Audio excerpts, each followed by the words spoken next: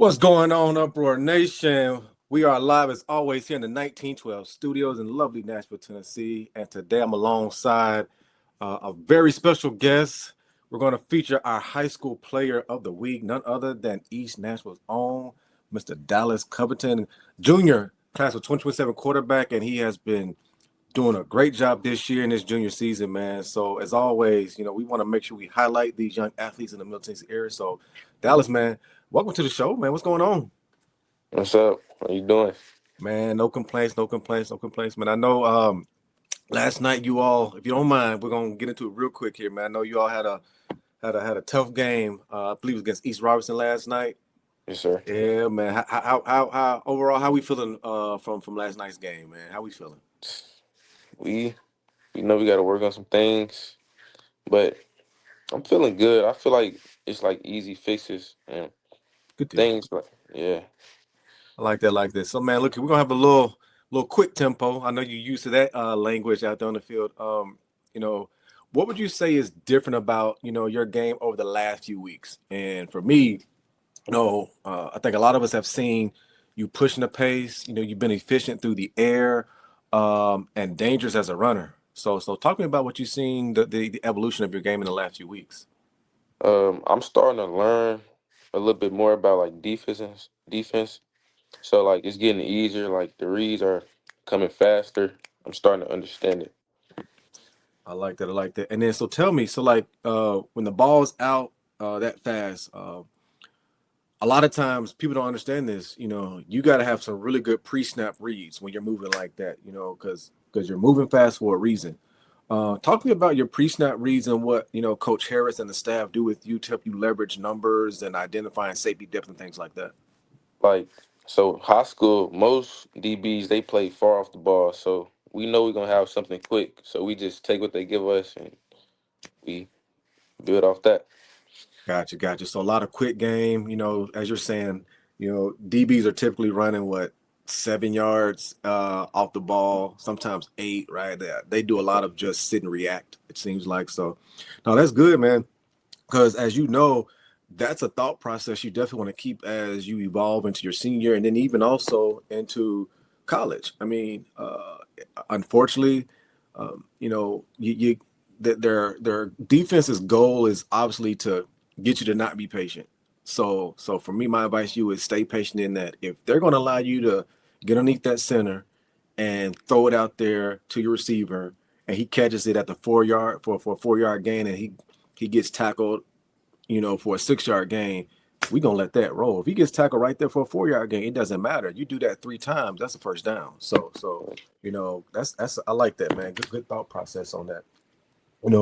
What's also I want to really get into is, let's look at some of these signature plays you've had so far this year, these explosiveness that you've really got into, man.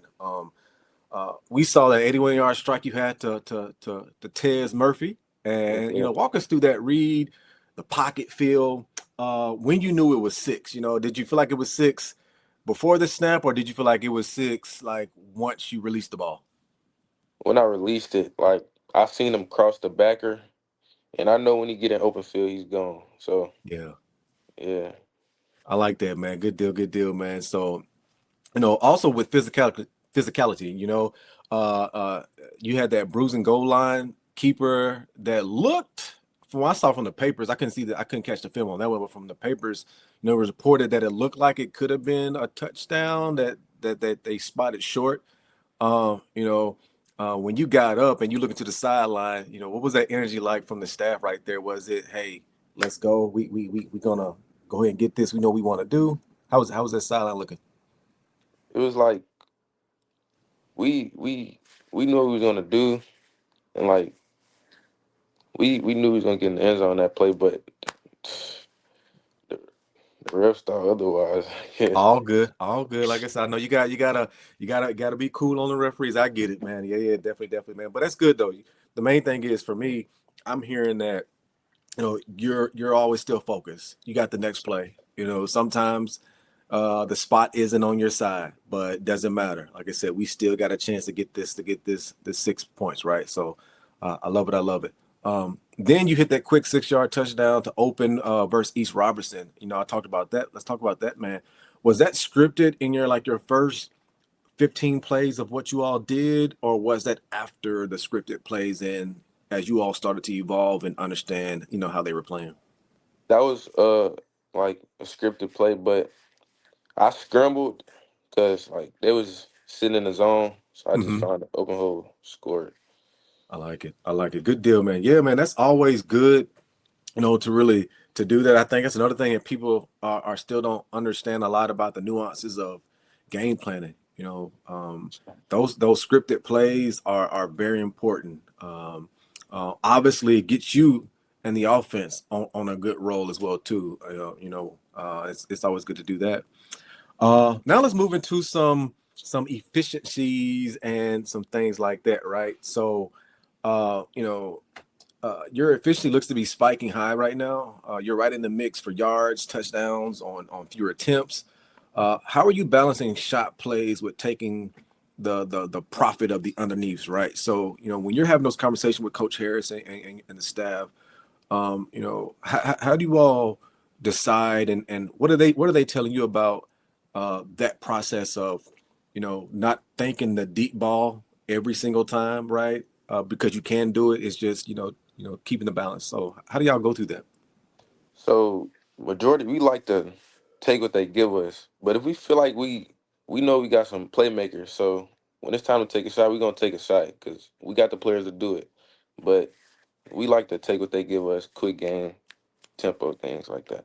Yeah, other than Tez Murphy, man, who else you got out there, man? Let's show them boys some love. So Yeah, drop some names Damian, for us. Damian Elder, sophomore, Deshaun Taylor here, senior. He's stepping up. We got my boy Jared. We got Vic, tight Hmm. end. We got a lot of playmakers. I like it, man. I like it, man. Shout out to those boys right there, man. Let's I like how you spreading that love around, man. Good stuff right there. Oh, now also, talk to me about your footwork. Another very key thing with quarterbacks, and it seems that in recent years, because of the 7-on-7 function, right? Quarterbacks are getting year-round, like truly active reps in at their craft. My era, I played at Pearl. Right after your coach Harris had left Pearl, man, as a player, man, he was quarterback, running back there, and I come through, and only time you got a chance to play your quarterback role was, or just anything, was just during that small window in spring ball, and then you had like a short 2 week window in the summertime to do your stuff. Now you all, from a mid-skill standpoint, you all get to kind of do that stuff almost year round. So just talk to me about your footwork and whether, I don't know if this is partly some of the stuff you all do with Coach Harris, or if you have like an outside trainer in the off season that you work with on your footwork. But just talk to me about, your footwork details and how you're, living in the quick game and the RPO style of stuff. My quarterback coach, Coach Upton, we do footwork drills every day. So in game, it translates to in game, like being patient in the pocket, like all that translate because we work on it every day. Good deal, good deal. And I'm imagining it's a lot of things of depth. Because correct me if I'm wrong, you're all heavy out of the short gun a Yes, sir. lot. Okay. Do you ever get up under the center? Probably not. Unless Okay. it's Yeah. Yeah. goal line. Yeah. Gotcha. So with that short gun, right? Um, that that depth set is very, very key. And I Yes, sir. know that you've learned it as well too, right? Because if you're already in the gun and you take too many extra steps, now that corner for the DN becomes a lot shorter. And so did you ever run into any situations like that earlier in your career where you're in that gun and you're like, hold on, I'm getting too much depth and I got to correct this because that's not on my offensive lineman. That's on me. I gotta set them up to help me protect myself. So did you ever run through that, or would you say that you've just were always in the understanding? Well, like at the beginning of this year, I noticed that. So I started like shortening my drop steps and like even stepping up into the pocket. Mm-hmm. So to help my old line out, because sometimes Gotcha, it is gotcha. on me. Okay. Yeah. Good stuff. Good stuff. Uh, I remember there was some preseason chatter about East. You all would rise, and so backstory on this, as I just mentioned. So David Harris, obviously, he went to Pearl. I came in after him, and then and some of that staff are former Pearl players, man. But again, shout out to them, we're doing a great job there. So we have an internal thing that we like to pick with each other on about just the rivalry and just who's going to be the best out of the Middle Tennessee Davidson County schools, whatever. Now on that, but just as we talk about some of that preseason chatter, and I think you were a lot of that. Some other players were in that as well too. And I think you mentioned your back, Kenny. Kenny, is it Kenny Fuller Jr.? Yes, Yeah, sir. and KJ or whatever. Talk to me about the maturity of the chemistry of that and what that's done so far for you all. The chemistry is like it took a while to build it Mm, because we had some ups and downs, but it's coming together now. We all coming together. We know what we want. We want to win state, so it's coming together. definitely, man. Like I said, we definitely are here at the show, pulling for you, and then also, and I can say this, man, as a, where I went to high school, man. At the end of the day, I want to see these Middle Tennessee schools, particularly any Davidson County school, go get that gold ball, man. So for me, we bring that thing back to the Davidson County, man. That's always a plus right there, man. So I'm definitely looking forward to seeing you all evolve into this season, man, and take those steps, man. And my advice is, and I know this probably been said to you, but allow me to say it again, man. Each week you want to just go 1-0, man. So Um, Celebrate that win very quickly. Um, Take your coaching points from those losses very quickly, and you get to it, right? And that's the thought process, man. Nothing should linger on you beyond like that game, right? You should never let a loss from last week beat you the next week, right? And vice versa. You should never let the joys of a win one week beat you next week because you did all this intentional prep right into a game and you were tuned in and you got the win and now this is a new week and you want to taper off, right? It's like, nah, you got to keep the same level of intensity going on. So appreciate that. Let's talk about some film, right? And then what you all do from and how you like to ID the defense, right? So give these fans, these folks that are gonna listen to the show here, what that film room crash course looks like, right? So you're sitting there with Coach Harris, and walk us through how you talk through coverages, down in distances, how they like to, and then do this without giving me all of your sauce, whatever, but just a good general thought process of, how you all are go through that, so we can really get to learn the mindset of you. so when we watching film, we like to first see the coverage they run, and so we'll like know what plays we want to run. That's how we get our script. So we'll like to really find the weakness in their defense and we take advantage of it.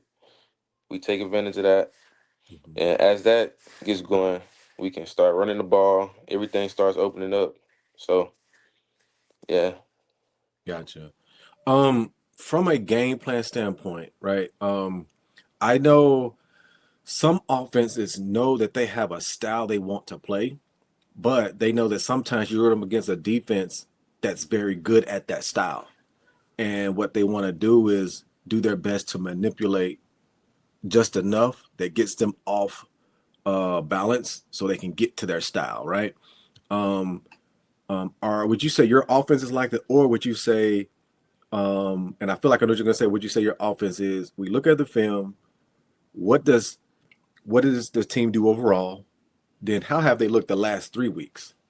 All right. And have they shown any improvements in things that they've been getting beat on, right? Or for instance, like, hey, this team here has shown that they have an issue with defending outside zone, right? And but we've been a really good inside zone team, right? Something like that.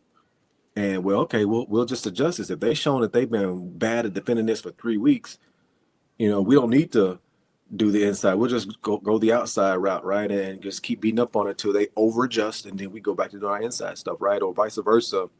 And so talk to me, like, is that how you all think as an offense? It's just we just gonna simply look at what you do and go at what you're weak at, or we want to attack what you're weak at just so we can get back to really what we want to do. We like to attack their weaknesses so we can like open up the playbook more. And Gotcha. Okay. Good stuff there. Good stuff.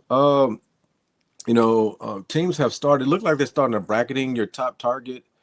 After that long touchdown that you all had with Tez there. I'm gonna ask you this: what's your favorite coverage beater you've checked to this year? That you've seen. Is it like one of those switch releases? Is it like the dagger? Is it like a flood concept? Is there a particular thing, a concept that that between you and Coach Harris when you're checking at the line that, hey, this is the favorite one that we know we're going to get something on? we like the flood concept a lot. That's like one of our favorite ones. I like it. Yeah, man. It's difficult on that defense, man. Especially when you're if you catch them a good flood versus a cover three, is tough on especially on the cornerback. And sometimes even that down safety on that side, or if you get lucky, if it's the linebacker rolling to that lower flat or whatever, he getting caught inside too much, and now it's just like, oh, we just gave up a 5-yard that turned into a 10-yard. So yeah, man, it's good stuff. Let's keep this thing rolling. The next one I have for you, I think now you're on to, you got Houston County next week. We don't know we played Houston County last week. Oh, that's right. It was my bad. It was Houston County. On that Houston County game, were you in that must throw on a pitch count, or did you just guys feel that soft? They were just soft in the box, and you could just take advantage of those explosiveness when they blinked or whatever. So my question is, was it you all just understanding this is the game plan because they're giving this us, or was there some other reason why? We knew that was the game plan. We knew it. We watched a lot of film, so we knew it was gonna give us that. Gotcha. All right, man. Let's keep this thing rolling, man. Let's now dive into some of that Dallas Covington leadership. That poise that you have. I also did some research. I saw you're definitely a basketball guy. As well too. So how has hoops changed your direction and your spatial awareness? When it comes to your game in football. It helps a lot. Like it. How can I say? It helps. Like first, How it about helps me. Yeah, how about this? Would you say it's more so around just because obviously on a basketball court, when you're passing, things are a lot tighter. So would you just say your spatial awareness now of understanding that the windows are like this, right? So, Sir. if I know it's a tight window, how this translates. So would you agree to that? Yes, sir. Okay, yeah, man, good deal. Um, and just a little huddle moment here. After a setback drive, bad spot out the goal line, and we just talked about this early in the show, right? And I don't know if it was a goal line or a penalty. What is when you all have any kind of a setback, right? Is there like a reset phrase that you tell yourself, or you just tell the guys in the huddle to get them, hey, next play? Like, is there a phrase that you all use? Next play. That's exactly what we use. Like we know we can't dwell on the pass, and it's in the pass, so we gotta just next play. I got you, man. Good deal, man. As always, man. You all are the pride of East Nashville, and this program has been building. It's been on a good trajectory. Even before Coach Harris got there, I can't remember the previous head coach's name. I know they went to the state, and then Coach Harris goes to the state. I believe in his first or second year there as well, too, man. So you all have been on a good consistent rise as a program. So um, what's the one non-football standard that Coach Harris holds to you and the team that shows up on a Friday night? Um, the biggest thing is we're a family. So we like to connect outside of football. Everybody like to be together. So that translates to the field. So that helps a lot. Gotcha.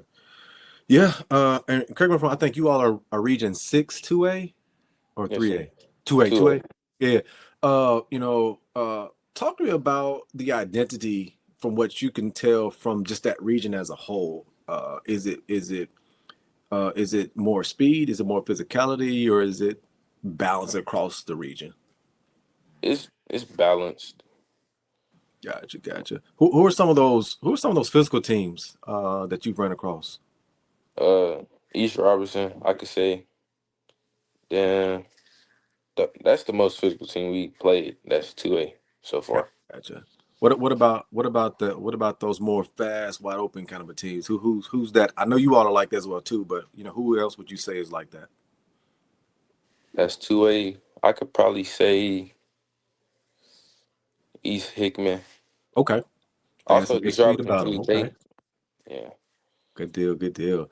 All righty, man. Now's the time for the fun stuff that folks want to hear, man, on this recruiting trail, man. We're gonna keep it.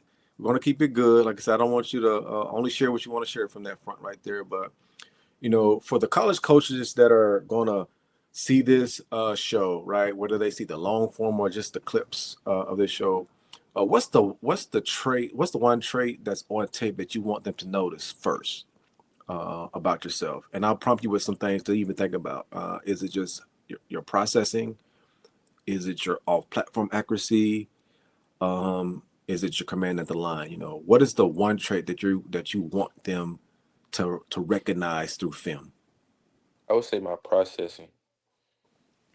I like that, man. Good processing is always important, um, as well too. So keep that up, man. Like I said, and I hope it shines through in their eyes, coaches. So please be on the lookout for that. What's one area that you're obsessing over before the postseason?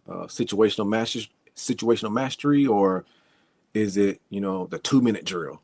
Would it be just red zone or third and medium answers? Like, as you prepare for the playoffs, where is Dallas Covington's head on this is the number one thing that I want to make sure that we hit on every time we get a chance to touch the field in the playoffs? I would say red zone because it's been multiple times we left points Mm, on the field in the red zone. So that's where I want to hit on. definitely, man. Good answer right there. That's how you win state, and that's how you move on to the next game. In a space where points are a lot of times hard to come by, when you get a chance to get in that red zone, you're right. It's a must that you get 6 and not So, 3, and God forbid you don't get anything. So, you know, as always, for me, protect that ball. mhm. You know, if you're second guessing it, hold it. Or if ideally, this is me coaching, and hopefully Coach Harris, hope Damon, when he sees, he won't get mad at me. But again, I think he'll agree, especially when you're in scoring situations like that. If you can't find the open receiver, man, get to a space where you can get the ball out and throw it away. Save the yardage. Always save the yardage, right? I mean, this is high school. It's not like every high school is like a college team or a pro team where you got a kicker that can kick it from 45, 40, right? So save the yardage. Don't take the sack. I think as a player, if you're paying attention to that, right, and just being calm, taking your reads, I got no one's there, but the pressure's coming. I need to get this ball out. The clock is in my head. I need to get this ball out. All right, let me throw this ball away to save yardage.